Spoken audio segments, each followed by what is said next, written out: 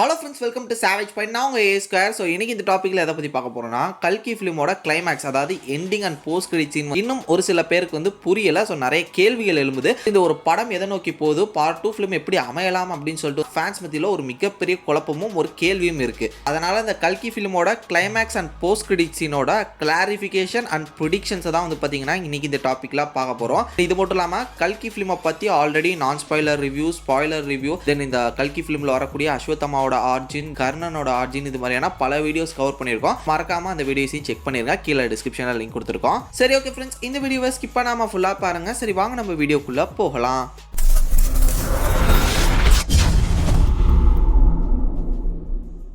First இந்த படத்தோட climax எண்டிங்லேருந்தே நம்ம வந்து பேசிடலாம். யாருமே எதிர்பார்க்காத ஒரு மிகப்பெரிய ட்விஸ்டே வந்து பார்த்தீங்கன்னா, பிரபாஸை வந்து கர்ணனோட ரீஇன்கார்னேஷனாக காட்டுவாங்க அப்படின்றத யாருமே எதிர்பார்க்கல. டேரக்டரும் படத்தோட ஸ்டார்டிங்லேருந்தே இவர் இப்படிப்பட்ட ஒரு கேரக்டர், இவர் வந்து ஒரு கர்ணனோட ஒரு ரீஇன்கார்னேஷன் அப்படின்ற மாதிரி எந்த விதமான சீக்வன்ஸ்லையும் அவர் வந்து ஃபோர் ஷேடோ ஒரு ப்ரொஜெக்ஷனும் பண்ணலை. பிளாங்காக இருந்திருக்கக்கூடிய ஆடியன்ஸ்க்கு வந்து பார்த்தீங்கன்னா இது உண்மையிலே ஒரு மிகப்பெரிய பிளாட் ட்விஸ்ட்னே சொல்லலாம். இங்கே பிரபாஸ் வந்து கர்ணனோட ஒரு ரீஇன்கார்னேஷன் மாதிரி கிட்டத்தட்ட சாமியார் மாதிரி கர்ணனா மாறி அங்க இருக்கக்கூடிய வில்லன்ஸ் எல்லாரையும் அட்டாக் பண்ணி காப்பாத்திடுவாரு நம்ம தீபிகாவை. காப்பாத்தினதுக்கு அப்புறம் மறுபடியும் பைரவா அந்த ஒரு கான்சியஸ்க்கே வந்ததுக்கு அப்புறம் ஓகே நமக்கு வந்து காம்ப்ளெக்ஸ்குள்ள தான் போகணும், இவளை தூக்கிட்டு போயிடலாம், கை கிட்ட சிக்கிட்டா அப்படின்னு சொல்லிட்டு தீபிகாவை தூக்கிட்டு புஜ்ஜில ஏறி கிளம்பிடுவாரு. அஸ்வத்தமா வந்து பாத்தீங்கன்னா எப்படியாவது கன்வின்ஸ் பண்ணிடலாம், ஸோ அவர் வந்து கண்டுபிடிச்சிருவாரு தன்னோட ஃப்ரெண்ட் கர்ணனோட ரீஇன்கார்னேஷன். ஸோ அதனால எப்படியாவது பேசி அவனை மாத்தலாம் அப்படின்னு பார்க்கும்போது நம்ம அஸ்வத்தமா என்ன சொல்ல வரான்றதே வந்து பாத்தீங்கன்னா அவர் நோட் பண்ணாம அவர் கிளம்பி இருப்பாரு. இங்க அஸ்வத்தமா வந்து பாத்தீங்கன்னா தனியா சம்பாலால இருக்காரு. அவர் இப்போ தீபிகா, அதாவது கல்கியோட அம்மா சுமதி வந்து தூக்கிட்டு கலியை நோக்கி இப்போ நம்ம பிரபாஸ் போயிட்டு இருக்காரு.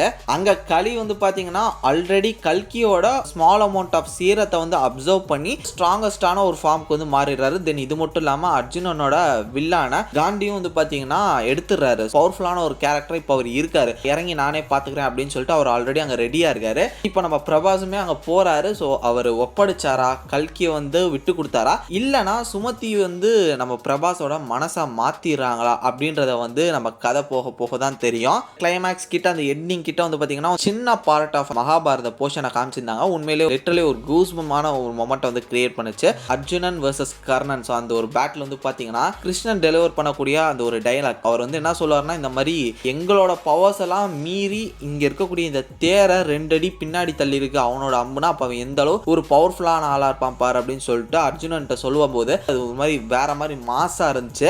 இதுல இருந்து நமக்கு ஒரு விஷயம் கிளியரா தெரியுது, நமக்கு சொல்ல வேண்டிய கதைகள் இன்னும் நிறைய இருக்கு. முக்கியமா பார்ட் 2 ஃபிலிம்ல மகாபாரத போர்ஷன் கண்டிப்பா வரும் அப்படின்றதுல எந்த விதமான சந்தேகமும் இல்ல. அந்த படத்துல பிளாஷ்பேக்கா மகாபாரத போர்ஷன் வந்த ஒரு பேட்டில், ஃபுல் மகாபாரதமே வரலனாலும் செட் ஆஃப் பேட்டில் மட்டும் வந்து பாத்தீங்கன்னா ஒரு எக்ஸ்டெண்டட் வெர்ஷனா ரிலீஸ் பண்றதுக்கான வாய்ப்புகள் இருக்கு. இப்போ வந்து பிச்சு போட்டிருக்காங்க, பட் ஃபுல் வெர்ஷன் ஆஃப் ஃபைட்டை வந்து காட்டுறதுக்கான வாய்ப்புகள் இருக்கு. தென் இது மட்டும் இல்லாம இந்த படத்துல இப்போ இந்த காலகட்டத்தில் வந்து ஒரு முக்கிய வில்லனா இருக்கிறது கலி தான். ஸோ இந்த ஒரு கேரக்டர் வந்து மித்திக்கலி எப்படி இதை வந்து ப்ரொஜெக்ட் பண்ணியிருப்பாங்கன்னா, இது வந்து ஒரு உறவும் இல்லாத ஒரு உயிரினம்ன்ற மாதிரி எல்லா ஒரு மனிதர்களோட உள்ளத்திலையும் அந்த ஒரு எண்ணத்திலையும் வந்து வாழ்றவன். ஸோ ஊடுருவி வாழ்ற ஒரு அரக்கன், இவன் காலத்துக்கு ஏற்ற மாதிரி தன்னோட உருவத்தை மாற்றி வாழுவான் அப்படின்ற மாதிரி சொல்லியிருக்காங்க. இந்த காலத்தில் அதாவது கலியுகத்தில் அவன் ஒரு ஹியூமன் ஃபார்முக்கு மாறி மேபி இவர் வந்து மித்திக்கலா பெண்ட் பண்ணியிருக்கலாம். ஆக்சுவலி கலின்றது வந்து பார்த்தீங்கன்னா ஹிந்து மித்திக்கல்லி மட்டும் இல்லை, எல்லா புராணங்களையும், ஏன் முஸ்லிம்ஸ், கிறிஸ்டின்ஸ் இவங்களோட கல்ச்சர்லையுமே வந்து பார்த்தீங்கன்னா இது மாதிரியான ஒரு கேரக்டர் இருக்கு.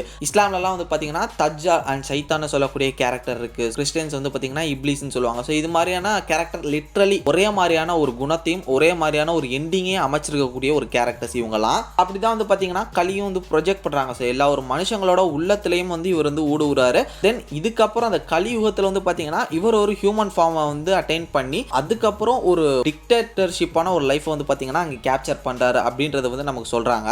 அதை எப்படி கலி ஃபர்ஸ்ட் பண்ணாரு, கலி எப்படி உருவெடுத்தாரு, தென் இந்த ஒரு உலக மக்கள் எல்லாரையுமே அடிமைப்படுத்தி இந்த காம்ப்ளெக்ஸ் எப்படி பில்ட் பண்ணி எப்படி ஒரு இந்த ஒரு டிக்டேட்டர்ஷிப்பை வந்து ரீச் பண்ணாரு அப்படின்ற ஒரு விஷயம் நமக்கு சொல்லலை. ஏன்னா நமக்கு வந்து படத்தோட மிட்லேருந்தே நமக்கு வந்து ஸ்டார்ட் பண்ணாங்க. ஸோ கலியோட ஆர்ஜின் நமக்கு இன்னும் தெரியல. அப்படி பார்க்கும்போது கலியை பற்றியும் நமக்கு நிறைய தெரிய வேண்டியது இருக்குது. அப்போ தான் வந்து பார்த்தீங்கன்னா அந்த கேரக்டரோட இம்பார்ட்டன்ஸ் பார்ட் 2ல வந்து நமக்கு வெயிட்டாக இருக்கும். ஸோ அதனால டெஃபினட்டாக கலியோட ஆர்ஜினையுமே நமக்கு வந்து கிளியராக சொல்லுவாங்க. பட் அது மித்திக்கலி வேற. இந்த ஒரு டேரக்டர் வந்து பார்த்தீங்கன்னா இவரோட ஃபிக்ஷன் விஷனுக்கு ஏற்ற மாதிரி இவரோட இந்த கல்கி சினிமாட்டிக் யூனிவர்ஸ்க்கு ஏற்ற மாதிரி நிறைய விஷயங்கள் பெண்ட் பண்ணியிருக்காரு. லைக் கர்ணன் அண்ட் அஸ்வத்தமாவோட ஃப்ரெண்ட்ஷிப். ஸோ இதுவே வந்து பார்த்தீங்கன்னா இவரோட பெண்டிங் தான். மித்திக்கலி இவங்க அவ்வளோ க்ளோஸ் ஃப்ரெண்ட்ஸ் இல்லை. ஸோ இவங்கலாம் ஒரே டீமில் தான் இருப்பாங்க. பட் அவ்வளோ க்ளோஸ் ஃப்ரெண்ட்ஸ் இல்லை. கதைக்கு ஏற்ற மாதிரி இவர் வந்து எனக்கு ரொம்ப நண்பன் அப்படின்ற மாதிரி அஸ்வத்தமா வந்து கர்ணனை பற்றி பேசுகிற மாதிரிலாம் ஒரு சில சீக்வன்ஸ் இருக்கு. அப்படி பார்க்கும்போது கலிக்கும் வந்து பார்த்தீங்கன்னா ஒரு புது ஆர்ஜின் இல்லை, அவரோட அந்த காலகட்டத்துக்கு ஏற்ற மாதிரி சைஃபை அந்த வேர்ல்டுக்கு ஏற்ற மாதிரி புதுவிதமான ஒரு ஆர்ஜின் வந்து கொடுக்க வாய்ப்பு இருக்கு.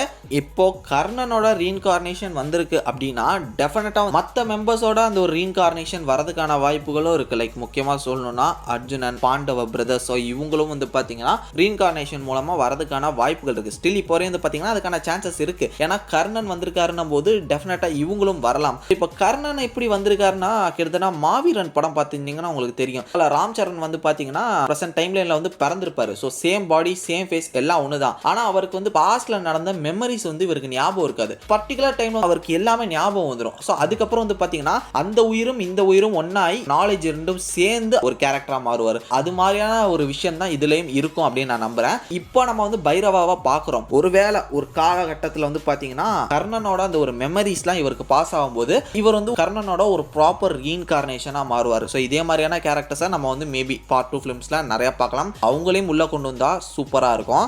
எனக்கு தெரிஞ்சு கல்கி பார்ட் 2ஓட இந்த படம் முடியாது அப்படின்னு தான் நான் நினைக்கிறேன். பிகாஸ் பார்ட் 2 ஃபிலிம் வந்து இந்த மகாபாரத போர் அண்ட் கலியோட ஆர்ஜின், தென் அதுக்கப்புறம் கல்கி எப்படி பிறக்க போறாரு, ஸோ இதை மாதிரி இதை பேஸ் பண்ணியே போயிடும். தேர்ட் பார்ட் வேணா மேபி கலி வர்சஸ் கல்கி இது நடக்கலாம். ஸோ அதுக்குள்ள இவங்க ஒரு டீம் ஃபார்ம் ஆகி இவங்களுக்கான அந்த பேட்டில் வந்து போற மாதிரி அவங்க ரெடி பண்ணலாம். ஏன்னா ஸ்டோரி நிறைய இருக்கு, உடனடியே இவங்க முடிக்க மாட்டாங்க. ஏன்னா டேரக்டர் வந்து பாத்தீங்கன்னா அஃபிஷியலா அறிவிச்சிட்டாரு கல்கி சினிமாட்டிக் யூனிவர்ஸ் அப்படின்னு. பார்க்கும்போது இதை தொடர்ந்து நிறைய ப்ராஜெக்ட்ஸ் அண்ட் ஃபிலிம்ஸ் வரதான் போகுது. கலியுகம் முடிஞ்சிருச்சுன்னா இந்த ஒரு கதையே முடிஞ்சிடும். அப்படி பார்க்கும்போது சீக்கிரம் இதை முடிய விட மாட்டாரு அப்படின்னு தான் நான் நினைக்கிறேன். தென் இது மட்டும் இல்லாமல் இப்போ காமிச்சிருக்கக்கூடிய இந்த ஒரு கலி ஃபார்ம் வந்து பார்த்தீங்கன்னா ஆக்சுவலி ஒரு ஹியூமனாய்ட் ரோபோட், அது வந்து ஒரு ஏஐ அப்படின்ற மாதிரி ஒரு தியரி ஒன்று போயிட்டு இருக்கு. பிகாஸ் அவருக்கு பின்னாடி இரும்பு கைகளால் நம்மளால பார்க்க முடியுது. ஸோ அந்த ஒரு டெக்னிக்கலி இருக்கக்கூடிய ஹேண்ட்ஸை நம்மளால பார்க்க முடியுது. தென் இது மட்டும் இல்லாமல் காலத்துக்கு ஏற்பட்ட மாதிரி கலி வந்து உருவங்களா மாற்றிக்குவோம் அப்படின்னு சொன்னதுக்கு ஏற்ற மாதிரி ஹியூமன்ஸோட பேட் தாட்ஸ்னால உருவாக்கப்பட்ட ஒரு ரோபோட்டா கூட இருக்கலாம் சொல்லக்கூடிய இன்னொரு பக்கமும் ஒரு தியரியும் ஒன்று போய்கிட்டு இருக்கு.